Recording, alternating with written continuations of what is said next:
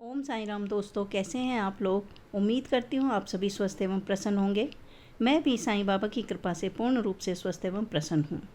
दोस्तों, कभी कभी हम अपने दुख, अपनी पीड़ा से इतने परेशान हो जाते हैं कि हम ईश्वर के बताए मार्ग को भूल जाते हैं और अपने कष्ट को दूर करने के लिए ईश्वर से बार बार बस प्रार्थना करते रहते हैं। आप लोगों के साथ भी ऐसा होता होगा। इस बार मेरे साथ भी कुछ ऐसा ही हुआ। मैं 20 जून को शिरडी गई थी। वहाँ से त्र्यंबकेश्वर, शनि शिंगणापुर, पंचमुखी गणपति, खंडोबा मंदिर सभी जगह गई और बहुत ही सुंदर और खुले दर्शन किए। आरती भी अटेंड की। जिस दिन त्र्यंबकेश्वर यानी 21 जून से वापस शिरडी आई तो चाय पीने की बहुत इच्छा हुई। मेरे साथ मेरी बड़ी बहन भी थी। हम अपने होटल में चाय पी सकते थे, परंतु हमारी इच्छा तो रेडी की चाय पीने की थी। हम चाय की तलाश में घूमने लगे।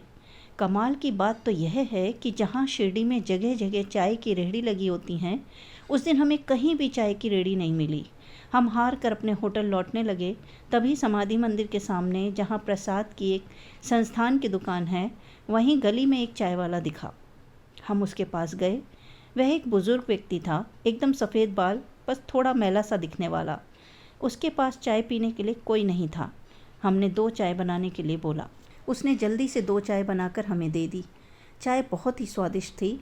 अभी हम चाय पी ही रहे थे कि वह एक कप में कुछ लाया और मुझे देकर बोला, यह बाबा की उदी है, इसे भी अपने साथ ले जाओ। दोस्तों, सच बताऊं तो जिस स्थिति में वो था, यानी थोड़ा अनटाइडी सा, मैला सा, उसके हाथों से उदी लेने में थोड़ी हिचकिचाहट हुई। परंतु क्योंकि उदी थी तो मना भी नहीं किया गया और मैंने वह उदी वाला कप ले लिया। जब चाय पीकर हम जाने लगे तो मेरी नज़र उसकी रेहड़ी पर गई, जिसमें साईं बाबा की छोटी सी मूर्ति थी और उसके सामने चाय का कप रखा था। मैंने उससे कहा, आप साईं बाबा को भी चाय पिलाते हो? उसने कहा, हाँ, पहली चाय का भोग बाबा को ही लगाता हूँ। यह ऊदी उनके चरणों की ही है। बस इतनी बात हुई और मैं वह ऊदी लेकर अपने होटल चली आई।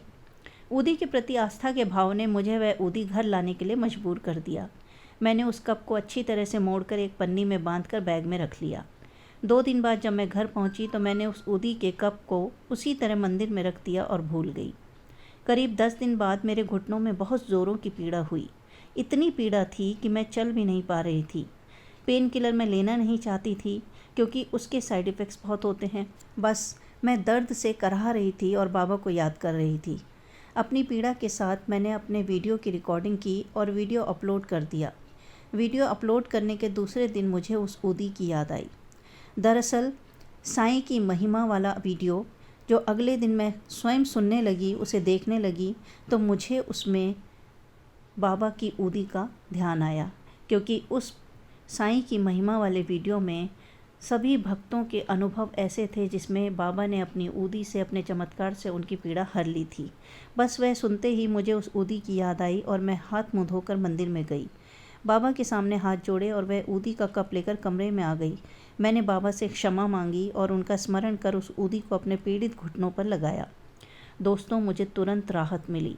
जहाँ मैं चल भी नहीं पा रही थी, अब मैं चलने में समर्थ थी। पीड़ा भी कुछ कम हो गई थी। मुझे बाबा का चमत्कार साक्षात प्रतीत हुआ। आज तक शायद किसी के साथ भी ऐसा नहीं हुआ होगा कि इस तरह से किसी ने उन्हें ऊदी दी होगी। बाबा तो सर्वज्ञ हैं। वह मेरी पीड़ा से पहले से ही परिचित थे, इसलिए उदी के रूप में औषधि भी मेरे साथ भेज दी। परंतु हम अपनी अज्ञानता के कारण उस चमत्कार को पहचानने में देरी कर देते हैं। लेकिन बाबा तो सदैव ही अपने भक्तों को कभी सपने में तो कभी किसी भी रूप में भूली बातों का स्मरण करा देते हैं।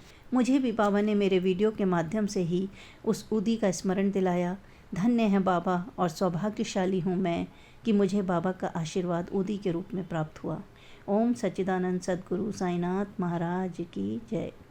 तो दोस्तों, अगर आपको मेरे इस वीडियो में चमत्कार महसूस हुआ, बाबा का आशीर्वाद अनुभव हुआ और आपको भी अपने जीवन में कभी इस तरह के अनुभव हुए हों, तो उन्हें मेरे इस वीडियो के माध्यम से ज़रूर शेयर कीजिए और अपना आशीर्वाद और अपना प्यार भी इस वीडियो के प्रति बनाए रखें और बाबा के प्रति अपनी श्रद्धा और सबूरी बनाए रखें।